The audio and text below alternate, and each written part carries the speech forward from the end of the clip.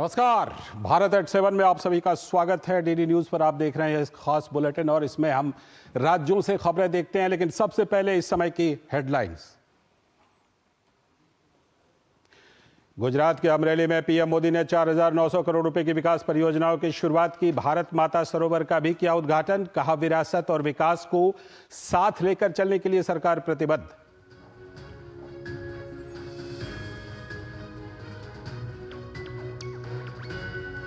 भारत और स्पेन के बीच प्रतिनिधिमंडल स्तर की वार्ता। दोनों देशों ने दिया वैश्विक शांति पर जोर। स्पेन के पीएम ने कहा, हिंद प्रशांत क्षेत्र में भारत की भूमिका बेहद अहम। पीएम मोदी और स्पेन के पीएम पेड्रो सांचेज ने टाटा एयरक्राफ्ट कॉम्प्लेक्स का किया उद्घाटन। प्रधानमंत्री मोदी ने कहा, C-295 के जरिए भारत स्पेन संबंधों के साथ मेक इन इंडिया मिशन को मिलेगी मजबूती। महाराष्ट्र के चुनावी समर में बीजेपी ने जारी की 25 उम्मीदवारों की तीसरी सूची। एकनाथ शिंदे, अजित पवार समेत कई दिग्गजों ने किया नामांकन। जम्मू कश्मीर के अखनूर में सेना और आतंकियों के बीच मुठभेड़, एक आतंकी ढेर। सर्च ऑपरेशन जारी।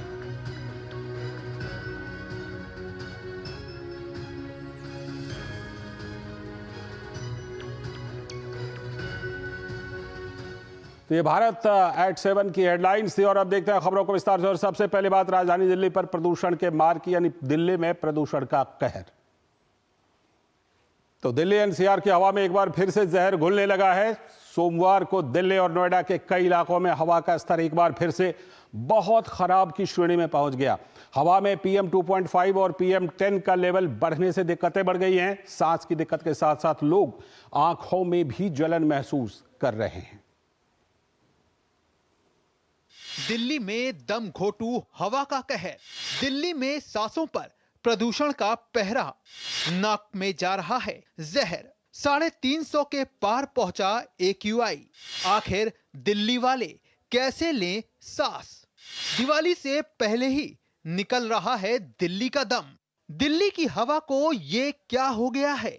हर तरफ धुआं ही धुआं। कहने को तो देश की राजधानी है, लेकिन हर साल की तरह इस साल भी गैस चैम्बर बनी हुई है। पॉल्यूशन की जहरीली चादर के आगे सूर्य देवता भी नतमस्तक हो गए हैं। लोगों को हर सांस में साफ हवा की आस है, पर नहीं, अभी तो यह मुमकिन ही नहीं लगता।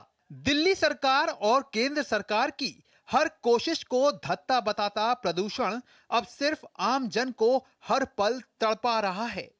दिवाली से पहले पॉल्यूशन का ये हाल देख दिल्ली वालों का दम निकल रहा है। एक तरफ दिल्ली के लोग जहरीली हवा में सांस लेने को मजबूर हैं, वहीं इसको लेकर आरोप प्रत्यारोप की राजनीति भी जारी है। उत्तर प्रदेश में भाजपा की सरकार, हरियाणा में भाजपा की सरकार, राजस्थान में भाजपा की सरकार, जो केंद्र में बैठी हो जिस पार्टी की सरकार, राज्यों में बैठी है चारों तरफ जिस पार्टी की सरकार, वो पार्टी केवल सवाल उठाएगी तो कैसे होगा? वहीं भाजपा कह रही है कि दिल्ली की आम आदमी पार्टी सरकार प्रदूषण को रोकने के लिए कुछ भी नहीं कर रही।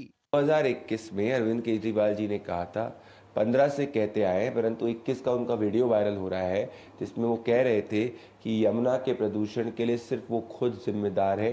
वो ना यूपी को ब्लेम करेंगे ना हरियाणा को ब्लेम करेंगे। पहले कहा करते थे कि अगर पंजाब में उनकी सरकार आ जाएगी तो दिल्ली का प्रदूषण 0 हो जाएगा। 3 में से 1 व्यक्ति जो बीमार हो रहा है वो सिर्फ पोल्यूशन की वजह से हो रहा है। इन सब के लिए जिम्मेदार Aam Aadmi party, in particular Arvind Kejriwal ji हैं। वहीं केंद्रीय स्वास्थ्य मंत्रालय ने दिल्ली और NCR के लोगों को खराब हवा के संपर्क में आने से बचने के दिशा निर्देश दिए हैं। प्रदूषण बढ़ने की वजह से लोगों की सेहत पर भी असर पड़ने लगा है। घरों के बाहर लोगों को सांस लेने में दिक्कत और आंखों में जलन महसूस हो रही है। दिल्ली में प्रदूषण का स्तर दिन प्रतिदिन बढ़ता जा रहा है। वायु प्रदूषण से जहां लोगों को राहत नहीं मिल रही, वहीं यमुना का जहरीला पानी भी चिंता का विषय बना हुआ है। एक सप्ताह से ज्यादा समय से यमुना में झाग की मोटी परत देखी जा रही है, जबकि लोक आस्था के महापर्व छठ में कुछ दिन ही बचे हैं। दिल्ली सरकार की तरफ से यमुना को साफ करने के दावे को तमाम किए जा रहे हैं, लेकिन जमीन पर इसका जरा भी असर नहीं दिख रहा है। Bureau report, DD news. और अब बात करेंगे झारखंड की, जहां विधानसभा चुनाव का बिगुल बज चुका है। इस चुनाव में राजनीतिक दलों के नेता एक दूसरे पर तीखे प्रहार भी कर रहे हैं। एक तरफ भाजपा राज्य में एनआरसी लागू करने की बात कह रही है, तो वहीं कांग्रेस के प्रदेश अध्यक्ष केशव महतो का कहना है कि राज्य में बांग्लादेश घुसपैठ का तो कोई मुद्दा ही नहीं है। झारखंड विधानसभा चुनाव में छाया बांग्लादेशी घुसपैठ का मुद्दा। घुसपैठ और एनआरसी पर बीजेपी मुखर। झारखंड की बदलती डेमोग्राफी और बांग्लादेशी घुसपैठ को लेकर भाजपा आक्रामक। भाजपा ने कहा सत्ता में आए तो झारखंड में लागू होगा एनआरसी। कांग्रेस ने घुसपैठ के आरोपों को बताया बेबुनियाद। जैसे जैसे झारखंड विधानसभा चुनाव के दिन नजदीक आ रहे हैं, राज्य की राजनीति के केंद्र में बांग्लादेशी घुसपैठ और एनआरसी का मुद्दा छाया हुआ है। बीजेपी ने बांग्लादेशी घुसपैठ और एनआरसी को न केवल प्रमुख चुनावी एजेंडा बनाया है, बल्कि संकल्प पत्र में भी इसे समाहित करने का निर्णय लिया है। झारखंड में भाजपा के चुनाव सह प्रभारी हिमंता बिस्वा शर्मा ने कहा है कि चुनाव के बाद उनकी सरकार संथाल परगना में एनआरसी लागू करेगी और घुसपैठियों को बाहर निकाला जाएगा। देखिए, कल भी आपने देखा है झारखंड सरकार का अनुरोध पत्र, जहां में ये लिखा गया है कि घुसपैठी आते हैं, मदरसा में उनका ट्रेनिंग होता है, आधार कार्ड बना दिया जाते हैं। तमाम बातें अभी सामने आ रहा है। हमारा यही मानना है कि ये चुनाव का बाद बीजेपी सरकार बनेगा और हम लोग संथाल परगना में एनआरसी भी बनाऊंगा और घुसपैठी को बाहर भी करूंगा। झारखंड में कांग्रेस के प्रदेश अध्यक्ष केशव महतो राज्य में बांग्लादेशी घुसपैठ को कोई मुद्दा ही नहीं मान रहे हैं। ये सब बेबुनियाद आरोप है और इसको तो जवाबदेही अपने लेनी चाहिए होम डिपार्टमेंट को, जिन पर सीमा सुरक्षा की जिम्मेवारी है। और यदि उस तरह की बात है तो वह जांच एजेंसी भी उनके पास है, वो जांच करके निकाले कितने बांग्लादेशी लोग यहाँ घुसपैठी किया। वहीं गोड्डा से भाजपा सांसद निशिकांत दुबे ने झारखंड की हेमंत सोरेन सरकार पर बांग्लादेशी घुसपैठियों को शरण देने और वोट बैंक की राजनीति करने का आरोप लगाया है। हम जो बातें कह रहे थे कि 9% मुस्लिम आबादी थी 1951 में, आज वो 24% हो गई। पूरे देश में से मुस्लिम जो है 4% बढ़ा, हमारे संथाल प्रणाम में वो 15% बढ़ा। ये 11% बांग्लादेशी घुसपैठिया है। ये झारखंड की सरकार खुद इसको मान रही है। गौरतलब है कि राज्य में सभी 81 सीटों के लिए 2 चरणों में मतदान होने हैं। पहले चरण में 13 नवंबर को वोट डाले जाएंगे, जबकि दूसरे चरण का मतदान 20 नवंबर को होगा। झारखंड चुनाव में दोनों प्रमुख गठबंधन ज्यादा से ज्यादा सीटें हासिल करने के लिए लोगों को अपने पक्ष में करने में जुटे हुए हैं। झारखंड में इसमें विधानसभा चुनाव का शोर चारों ओर है और भाजपा की ओर से बांग्लादेश घुसपैठ का मुद्दा भी जोर शोर से उठाया जा रहा है। वहीं कांग्रेस के प्रदेश अध्यक्ष केशव महतो का कहना है कि राज्य में कोई भी बांग्लादेश घुसपैठ नहीं हुआ है। हालांकि इस बयान के बाद झारखंड की राजनीति में घमासान मचा हुआ है। Somesh Patel, DD news, Ranchi, Jharkhand. ये रिपोर्ट आपने सोमेश पटेल की देखी और सोमेश पटेल खुद इस समय हमारे साथ जुड़ चुके हैं। सोमेश रांची से सीधे जुड़ रहे हैं हमारे साथ।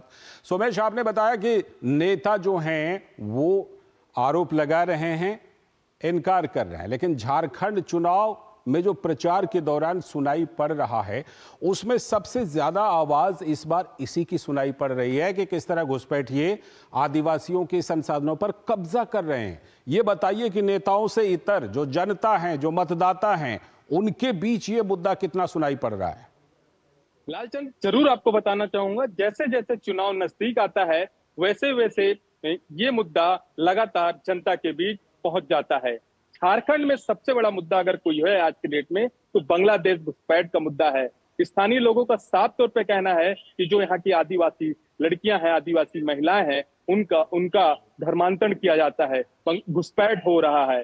जो साहेबगंज, पाकुड़, जामताड़ा, ये वो इलाके हैं कि जहां पर बांग्लादेश घुसपैठ के सबसे ज्यादा मामला देखने को मिलते हैं। जो वहाँ की ग्राउंड हालात हमने देखा है, जो साहेबगंज का इलाका है, उस इलाके में जो तमाम इलाकों में सबसे बड़ा अगर कोई मुद्दा देखने को मिलता है तो बांग्लादेश घुसपैठ का। हालांकि आपने एक बात देखी होगी और आपको भी यह मालूम होगा कि 2023 में जो झारखंड की मुक्ति मोर्चा सरकार है, इन्होंने स्थानीय प्रशासन को एक लिखित आवेदन दिया था, जिसमें साफ तौर पे कहा था कि बांग्लादेश घुसपैठ हो रहा है, इन बांग्लादेश घुसपैठ को राज्य से बाहर करना है। अभी चुनाव का समय है और चुनाव के समय जो तमाम राजनीतिक पार्टियां हैं। मैं बीजेपी की बात करूं तो यहाँ पर बीजेपी इन्हीं मुद्दों को लेकर ग्राउंड जीरो पर उतरी है, चुनाव के मैदान में उतरी है। और ये इस समय जो झारखंड का सबसे बड़ा कोई मुद्दा है तो बांग्लादेश घुसपैठ का मुद्दा है। एक बात इसमें साफ तौर पे देखने को मिलता है कि जो आदिवासी क्षेत्रों में आदिवासियों की संख्या कम हुई है, 15% जो यहाँ पर मुस्लिम आबादी बढ़ी है। और आंकड़े इस बात को लगातार कह रहे हैं, चाहे नेता जितना भी न करें, लेकिन आंकड़े इस बात को कह रहे हैं और अब वहां के मतदाता और जनता को इसके बारे में सोचना है। बहुत बहुत शुक्रिया सोमेश, फिलहाल आपका जुड़ने के लिए और इस रिपोर्ट पर बात करने के लिए बहुत बहुत शुक्रिया आपका। वक्त है एक छोटे से ब्रेक का, और ब्रेक के बाद जब लौटेंगे तो आपको लिए चलेंगे कुछ और राज्य और देखेंगे वहां की खबरें। कभी नाच गाना और बेहतरीन खाना, कभी सास बहू की नोक-झोंक में स्वाद का मुस्कुराना, कभी रिश्तों में मुस्कुराहट और स्वाद भरना। असली मसालों का उपहार MDH बनाए खास हर त्योहार, क्योंकि हर रिश्ता है स्वाद से जुड़ा। आइए मनाए खुशियों की दीपावली MDH मसालों वाली। छोटी बड़ी जरूरत के लिए आप जो सपने सजाते हैं, बस उसी उम्मीद को तो हम सहारा लगाते हैं। SIP आपकी सेविंग्स को आपकी खातिर काम पर लगाएगी। आज ही अपनी पहली SIP की शुरुआत करें। अधिक जानकारी के लिए अपने वित्तीय सलाहकार से परामर्श करें। LIC म्यूचुअल फंड द्वारा निवेशक शिक्षा की एक पहल। म्यूचुअल फंड निवेश बाजार के जोखिम के अधीन है। योजना से संबंधित सभी दस्तावेजों को ध्यान से पढ़ें। हाथ धो कर आते हैं। साबुन की जगह हैंड वॉश। मोहन का प्रमोशन हो गया क्या? सैवलॉन हैंड वॉश तो हमारा रोज का है। सिर्फ 10 रुपए में 200 ml हैंड वॉश बनाओ। Savlon powder to gel hand wash, germ से बचाए, शान बढ़ाए। बेटियां घर की रौनक हैं। बेटियां घर संवारती हैं। बेटियां पीढ़ियां सजाती हैं। बेटियां घर की बुनियाद कहलाती हैं। बेटियों को सलाम करता है मोंगिया स्टील, स्टील का बादशाह। ये तुम्हारा खेत नहीं, खेल का मैदान है। अकेले क्या कर लोगे? अकेले नहीं, मेरे साथ है मेरा यार, जिसके सामने हुई अड़ियल मंडूसी की भी हार तुम्हारी तरह। IIL के ट्रैक्टर ब्रांड का मिलियन, गेहूं का पहरेदार, अड़ियल मंडूसी की हार। स्वागत है ब्रेक के बाद। अब लिए चलते हैं आपको राजस्थान, जहां राज्य सरकार ने गायों को लेकर एक बड़ा फैसला लिया है। अब से राज्य में गायों को आवारा नहीं बल्कि बेसहारा या असहाय कहा जाएगा।